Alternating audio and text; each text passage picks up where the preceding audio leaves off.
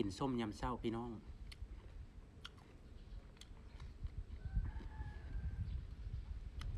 อันนี้ก็อยู่แบบธรรมชาติเลย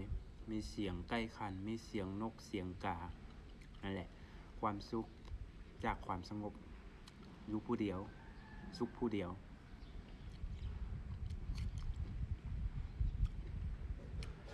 มีหลายคนถามมาว่า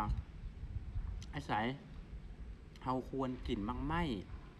บำรุงสุขภาพบำรุงผิวเวลาใดและกินจักข้างต่อมือจึงจะเห็นผลก็จะบอกให้เนาะการที่เราจะกินมักไหมเพื่อบำรุงสุขภาพบ่ว่าจะกินอีหยังก็แล้วแต่ที่ดีต่อสุขภาพ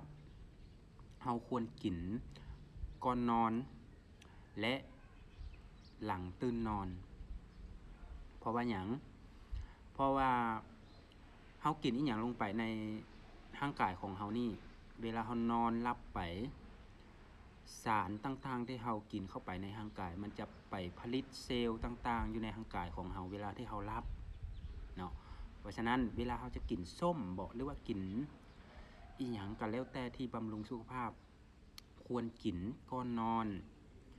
และกินตอนตื่นนอนมาอีกครั้งหนึ่งหลังจากเราตื่นนอนมาแล้วอันดับแรกที่เราควรจะเฮ็ดบ่เฝ้าไปเฮ็ดหยังบ่เฝ้าไปจับโทรศัพท์บ่เฝ้าไปเลื่อนเบิ่งคลิปอีหยังตื่นนอนมากินน้ำจอกนึงหรือว่า2จอกถ้าจะให้ดีให้บีบมะนาวใส่เอาน้ำอุ่นบีบมะนาวใส่พอส้มๆหน่อยนึงดื่มตอนเช้าตอนตื่นนอนมาเนาะเพราะว่าร่างกายของมนุษย์เฮาเวลาที่เฮานอนหลับไปมันจะเสียน้ำออกไปจากร่างกายของเฮาบ่หลายก็น้อยเวลาที่เฮาหลับเนาะแล้ววันนี้เฮาตื่นนอนมาเฮาต้องเติมน้ำเข้าไปชดเชยกับน้ำที่มันเสียไปนะสรุปก็คือ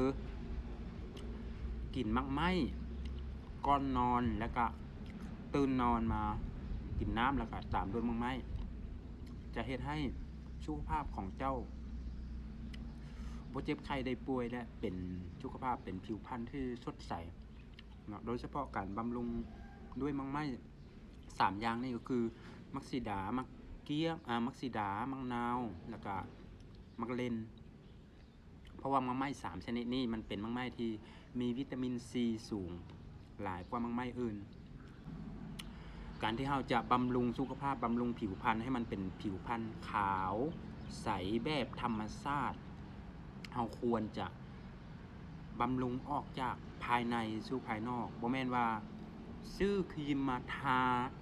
เปลี่ยนยี่ห้อนั้นเปลี่ยนยี่ห้อนี้เห็นเขาลงโฆษณาตัวนั้นดีตัวนี้ขาวซื้อมาทาบอกเลยว่าอันนี้บ่ได้บูลลี่แม่ค้านะคือมันเป็นความจริงส่วนหลายเขาโฆษณาขายสินค้าบ่ตรงปกสักอย่างเนาะอันนี้เลือใจแห้งค่อยเคยซื้อมาใช้ก็เคยสั่งสินค้าออนไลน์หลายยี่ห้อหลายประเภทโฆษณาอย่างนึงแต่สินค้าเอามาเป็นอีกอย่างนึงอันแหละเฮาบำรุงสุขภาพบำรุงผิวพรรณแนะนำให้กินมักไหมอันแหละเพราะว่าคอลลาเจนต่างๆที่เขาผลิตออกมาล้วนแล้วแต่เอามาจากมักไหมคือกันอันนี้เขามากินมักไหมสดๆแบบนี้มันจะดีต่อสุขภาพหลายกว่าหลายเท่าอีกบางคนก็ซื้อครีมอีหยังมาทาแม่นอยู่ว่ามาทามันเห็นผลทันทีเนาะเพราะว่าครีมเด้มันก็ขาวเลยแต่ว่าเฮาบ่ทาครีมมันก็ดำคือเก่าเพราะเซลล์ของมนุษย์ของร่างกายของเฮานี่มันจะผลิตเซลล์ผิวหนังผลิตออกมาใหม่เรื่อยๆอายุ50ลงมาสามารถผลิตเซลล์ผิวหนังหรือว่าเซลล์อีหยังต่างๆในร่างกายของเฮาได้บำรุงสุขภาพด้วยมักไหมดีที่สุดการบำรุงสุขภาพหรือว่าผิวพรรณด้วยมักไหมคือกันเฮาต้องกินอย่างสม่ำเสมอเป็นประจำนะบ่แม่นว่ากินมื้อนึง 2-3 มื้อจึงกินหรือว่ากินยุดๆย่อนๆอันนี้มันก็บ่เห็นผลเนาะบางคนกินมื้อนี้มื้ออื่นอยากให้มันขาวมันเป็นไปบ่ได้มันต้องกินแบบเป็นประจำสม่ำเสมอเพราะมันจะค่อยๆสร้างเซลล์จากภายในออกสู่ภายนอกบ่แม่นว่ากินปึ๊บสิสร้างขาวจ้าว่าเดี๋ยวมันเป็นไปบ่ได้มันบ่แม่นยาลอกนะ คือเขาต้องค่อยๆให้มัน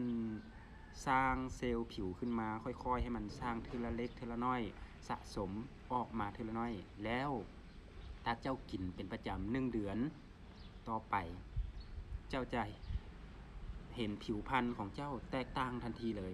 มันจะค่อยๆกระจ่างใสค่อยๆขาวค่อยๆมีสุขภาพที่ดีบ่เจ็บบ่เป็นบ่มีพยาธิอีหยังเข้ามาเนาะถ้าเฮาบำรุงสุขภาพได้ดีถ้ารักตัวเองต้องบำรุงสุขภาพต้องรักสุขภาพ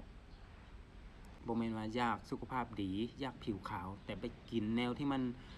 บ่เป็นประโยชน์กินเหล้ากินเบียร์กินอีหยังสูบพอตสูบหยังอันนี้เห็นหลายคนนะโดยเฉพาะสาวๆสูบพอต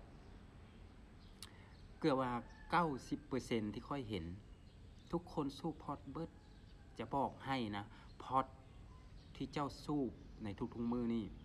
มันมีผลกระทบต่อร่างกายหลายที่สุดหลายกว่ายาสูบ10 เท่าเฉพาะพอตนะถ้าเซาได้หลุดพ้นได้